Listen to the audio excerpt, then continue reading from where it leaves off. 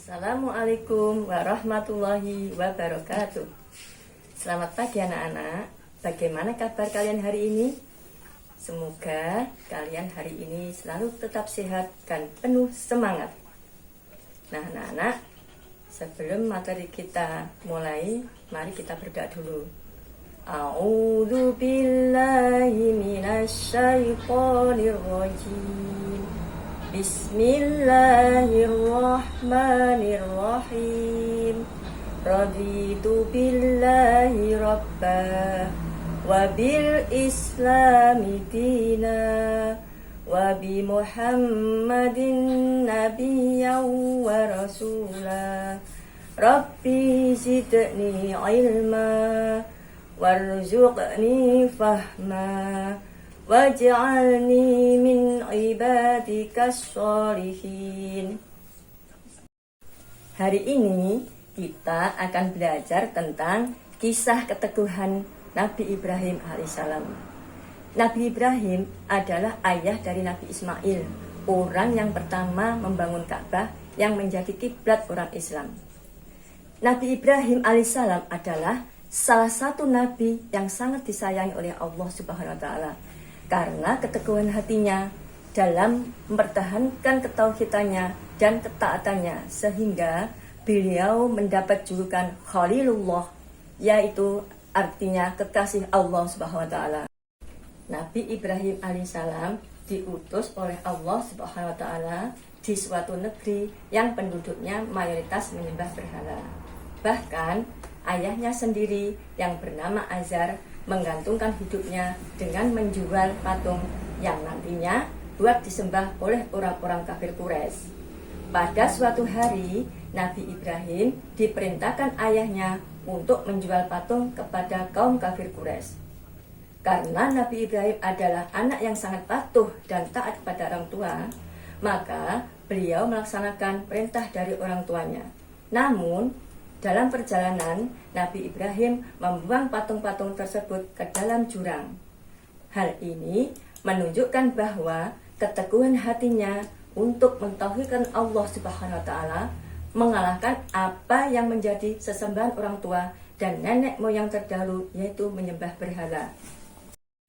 Ajakan Nabi Ibrahim kepada kaum kafir Quraisy tidak membuahkan hasil. Padahal berbagai cara sudah beliau tempuh. Namun mereka tetap menolaknya. Untuk menghentikan kemusyrikan mereka, Nabi Ibrahim membuat rencana. Pada suatu hari, ketika seluruh kaum kafir Quraisy menghadiri sebuah perayaan, Nabi Ibrahim berusaha menghancurkan berhala-berhala tersebut. Kemudian, beliau menyisakan berhala yang paling besar dan mengalungkan sebuah kapak besar pada berhala yang paling besar tersebut. Ketika kaum musyrikin pulang dari perayaan, mereka sangat terkejut karena semua berhalanya hancur. Mereka semua langsung menuduh Nabi Ibrahim yang melakukannya. Karena pada saat itu, Nabi Ibrahim sendirilah yang tidak mengikuti perayaan tersebut. Apa yang dilakukan oleh Nabi Ibrahim memicu kemarahan kaum musyrikin, sehingga berita itu sampai ke Raja Namrud. Kemudian Raja Namrud marah dan memerintahkan pasukannya untuk membakar hidup-hidup Nabi Ibrahim. Ketika beliau dibakar oleh kaum musyrikin, beliau pasrah dan yakin kepada Allah Subhanahu wa taala bahwa hanya Allah lah yang mampu menolong dirinya dari panasnya api yang membara. Karena keteguhan dan keyakinan beliau terhadap ketauhidan Allah Subhanahu wa taala, maka Allah Subhanahu wa taala mengubah panasnya api menjadi dingin. Dari pertolongan Allah, akhirnya Nabi Ibrahim selamat dari kobaran api tersebut. Hal ini dijelaskan dalam Al-Quran surat Al-Anbiya ayat 69 yang berbunyi, A'udzu billahi minasy syaithanir rajim. Bismillahirrahmanirrahim. Qulna ya naru kuni bardan wa salaman ala Ibrahim. Artinya, wahai api, jadilah kamu dingin dan penyelamat bagi Nabi Ibrahim. Setelah kejadian tersebut, Nabi Ibrahim diusir oleh ayahnya sendiri. Hal ini membuat hati Nabi Ibrahim sangat sedih, karena ayahnya sendiri lebih memilih berhala daripada putranya. Sebelum Nabi Ibrahim meninggalkan kaumnya, beliau berseru kepada Raja Namrud dan rakyatnya agar mentauhidkan Allah SWT.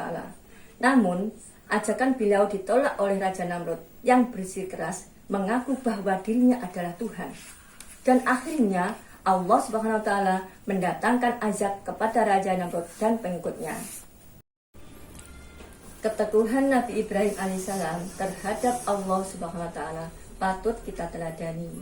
Dengan menghadapi api yang menyala-nyala dan akan membakarnya, beliau tidak gentar sedikitpun karena keteguhan hatinya terhadap keesaan Allah SWT. Ada beberapa hikmah yang dapat diambil dari keteguhan hati Nabi Ibrahim alaihissalam.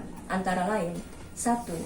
Tidak mudah goyah dalam pertahankan keyakinan tentang kebenaran dalam mentauhidkan Allah SWT. 2. Tidak mudah putus asa dan berkecil hati. 3. Taat dan patuh kepada kedua orang tua. 4. Jika kita sudah berusaha, untuk hasil akhirnya kita serahkan kepada Allah SWT. Demikian pelajaran kita hari ini. Semoga materi yang kita pelajari hari ini dapat bermanfaat bagi kita semua. Amin. Wassalamualaikum warahmatullahi wabarakatuh.